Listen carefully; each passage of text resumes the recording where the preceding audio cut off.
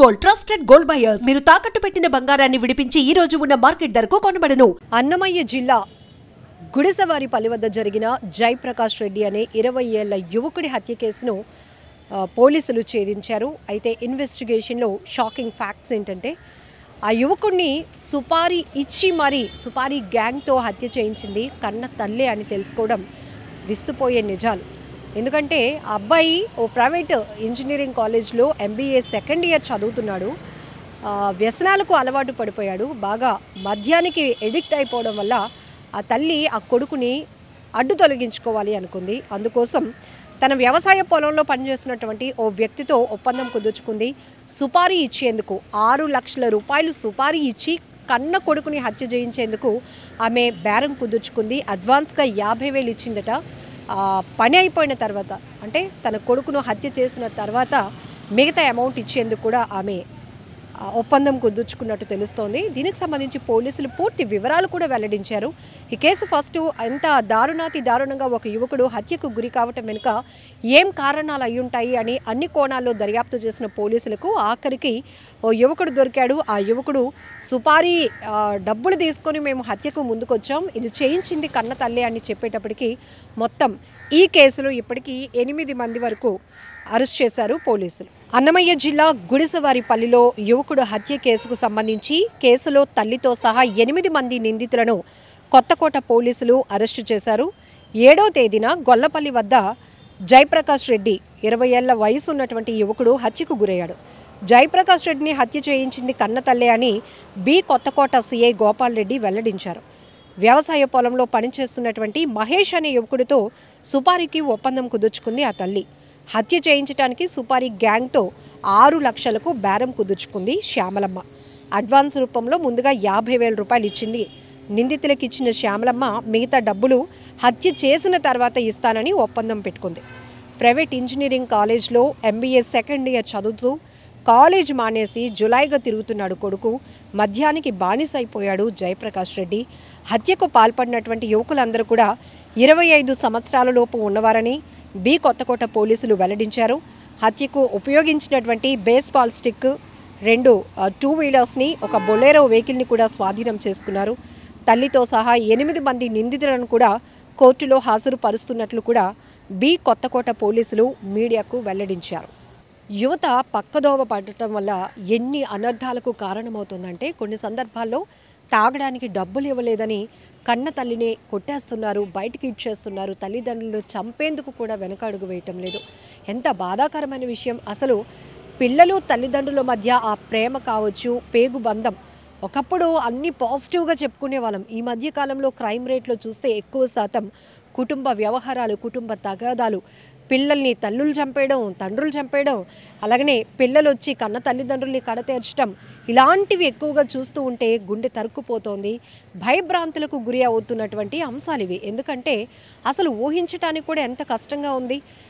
రాను రాను సొసైటీ ఇంకా ఎంత భయంకరంగా మారిపోతుంది అనటానికి కూడా ఇవి ఒక కారణాలుగా చెప్పుకోవచ్చు. ఇక్కడ ఆ తల్లి ఇలాంటి కొడుకు ఉంటేనేమి పోతేనేమి అనుకుందో ఏమో.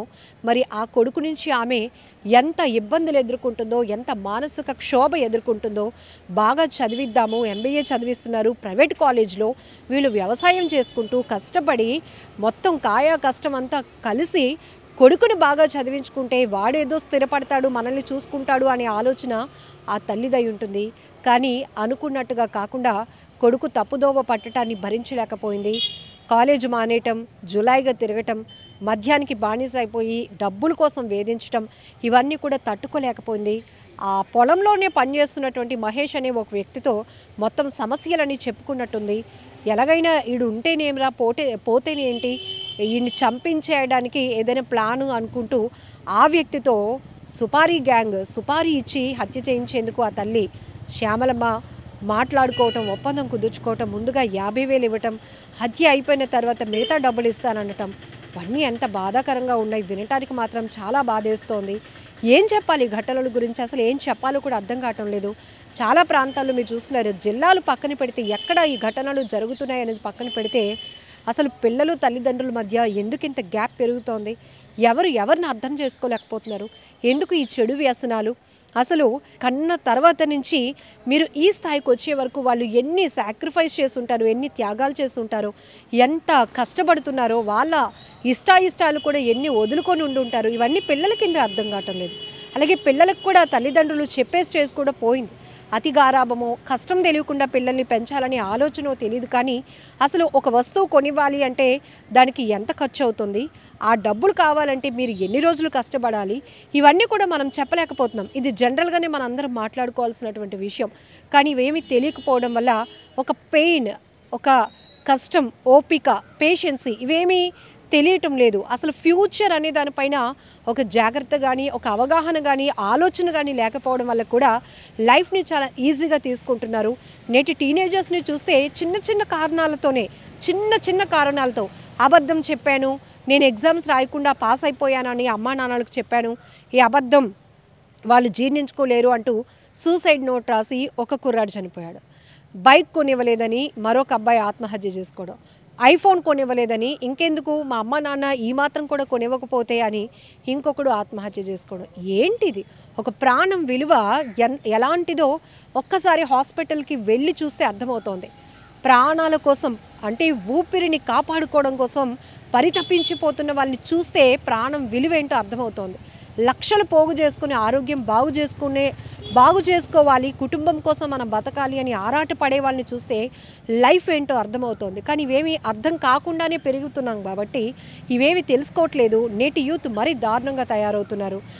అంతవరకు చదివించారే, పొలం పనులు చేసుకుంటూ తన తల్లిదండ్రులు నన్ను ఇంత కష్టపడి చదివిస్తున్నారు, నేను ఏదైనా సెటిల్ అవ్వాలి, వాళ్ళని బాగా చూసుకోవాలి అనే ఆలోచన మానేసి, వెళ్తున్న కాలేజీలు మానేసి జులాయిలుగా తిరుగుతూ మద్యానికి బానిసయి ఇష్టం వచ్చినటువంటి ప్రవర్తనతో వెళ్తుంటే ఇంకా తల్లిదండ్రులకి ఆప్షన్ కూడా ఏమి ఉండట్లేదేమో. అసలు ఈ ఘటనని ఎలా అనాలిసిస్ చేయాలో కూడా నాకు అర్థం కావటం లేదు. మీరు ఏమంటారో కామెంట్ బాక్స్లో మెన్షన్ చేయండి. 6వ తారీఖు 11/2020 రాత్రి గుర్తు తెలియని వ్యక్తులు గొల్లపల్లి నుంచి గుడిచెవారిపల్లి పోయే దారిలో ఒక వ్యక్తిని చంపినారని చెప్పి సమాచారం మేరకు వాళ్ళ ఫిర్యాది గిరివర్ధన్ రెడ్డి మా అతను గుర్తుపట్టి అతను కంప్లైంట్ ఇచ్చాడు. మా అన్నని గుర్తు తెలియని వ్యక్తులు చంపినారనే ఫిర్యాదు మేరకు కేసు నమోదు చేసి మేము దర్యాప్తులో భాగంగా సాంకేతిక ఆధారాలతో మరియు టెక్నికల్ ఆధారాలతో శ్యామలమ్మ వాళ్ళ తల్లిని విచారించగా వాళ్ళ తల్లి చెప్పిన సాక్ష్యం మేరకు మహేష్ మరియు భానుప్రకాష్, సాయి గణేష్, ఆకాష్, పసల కిరణ్, రాహుల్ ప్రమోద్, మోపూరి హరిప్రసాద్ వీరిని అరెస్ట్ చేసి రిమాండ్కు పంపించడం జరుగుతున్నది. ఈ కేసు పూర్వపురాలు ఏమంటే ఈ శ్యామలమ్మకి 2 కొడుకులు, ఈమెకి గిరివర్ధన్ రెడ్డి చిన్న కొడుకు, జయపాక రెడ్డి పెద్ద కొడుకు. ఈ పెద్ద కొడుకు జయపాక రెడ్డి చదువుకు బీటెక్ MBA సెకండ్ ఇయర్ చదువుతున్నాడు. ఇతను 4 నుంచి కాలేజీలో పోకుండా ఆమెను సతాయించుకుంటూ ఆస్తి పంచాలని చెప్పి, అందువల్ల ఆమె విసుగు చెంది ఈ మహేష్ అనే వ్యక్తితో డబ్బులు మాట్లాడి, ఆ మహేష్ అనే వ్యక్తి వేరే వాళ్ళు తెలిసిన వాళ్ళతో వీళ్ళందరితో ఈ పథకం ప్రకారము ఇతన్ని కొట్టి ఇతన్ని హత్య చేసినారు. డీల్ ఎంత మాట్లాడండి? డీల్ 6 లక్షలు మాట్లాడారు. డీల్ ఎంత ఇచ్చారు సార్? ఇప్పటికే 50,000 ఇచ్చారని చెప్పారు. ఈమె శ్యామలమ్మ ఇచ్చింది సార్. మిగతా 550 అత్తే తర్వాత ఇస్తామన్నారు సార్. తర్వాత ఇస్తామని చెప్పారు. టమాటాలు తీసుకొని లోడ్ తీసుకొని పరిచయం అవుతాం. అట్లా పరిచయం నన్ను ఇట్లా వేధిస్తాను అని చెప్పి ఆస్తి కోసం దీన్ని పట్టుకొని సతాయిస్తుంటే ఆమె బాగా తట్టుకొని పుట్టికి వెళ్ళిపోతుంది. అక్కడ కూడా సతాయి జోగుపల్లికి వెళ్తుంది. అక్కడ కూడా ఆమె సతాయిస్తూ ఉంటే ఇక ఆమె సతాయించడం అంటే కొట్టడం అని చెప్పి తిరుగుతామని చెప్పి. ఎన్ని రోజులు జరుగుతుంది సార్ ఇది? ఒక 4 నెలలు జరుగుతుంది. ఇతను సొంత కొడుకేనా సార్? సొంత కొడుకు. ఆమెకు భర్త లేడు సార్? ఉన్నారు సార్. భర్త 4 years బ్యాక్ చనిపోయినాడు. ఇప్పుడు ఆమె ఈ కేసులో ఆమె కూడా ముందే ఇప్పుడు అరెస్ట్ లేదు సార్. ఆమె అరెస్ట్ చేశారు.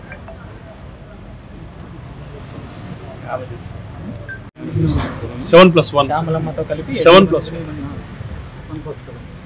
ఈ మహేష్ ఎట్లా సార్ ఎవరు మహేష్ అవునా సార్ డాడీ నాగన్న కొట్టగా సార్. నాగన్న కోట పీటీఎం మనలో మర్డర్లో పార్టిసిపేషన్ అందరూ ఉన్నారు సార్. అందరూ ఉన్నారు. ముందుగా కొట్టడం ఏదో జరిగిందన్నారు కదా సార్. అవును, వీళ్ళు ముందుగా ప్లాన్ వేసుకొని ముందుకు కొట్టి తర్వాత ఈ మహేష్ బండ్లో వేసి పంపించారు. మహేష్ బొలెరో బండ్లో ఈ నేరానికి మొదలు 2 బైకులు వాటర్ ఒకటి వీటిని అని సీజ్ చేసి పోటీ పెడతాం. బొలెరో కూడా సీజ్ సార్. బొలెరో కూడా మొత్తం ఎన్ని వాహనాలు? 3 వాహనాలు, బొలెరో ఒకటి 2 2 వీలర్స్ సార్. 2 వీలర్స్. సో కేసులు ఇంక అంతా అరెస్ట్ అయిపోయినట్టే సార్ 1 వీక్ ముందే కంప్లైంట్ ఏదైనా ఇచ్చినారు సార్. అతను చనిపోయిన అతను నాకు ప్రాణహాని ఉంది అని చెప్పి ఇచ్చినారు కదా సార్. అప్పుడు వెరిఫై చేసాము. అప్పుడు అతనే చెప్పాడు, వాళ్ళు భయపడి చూపిస్తామని చెప్పాడు.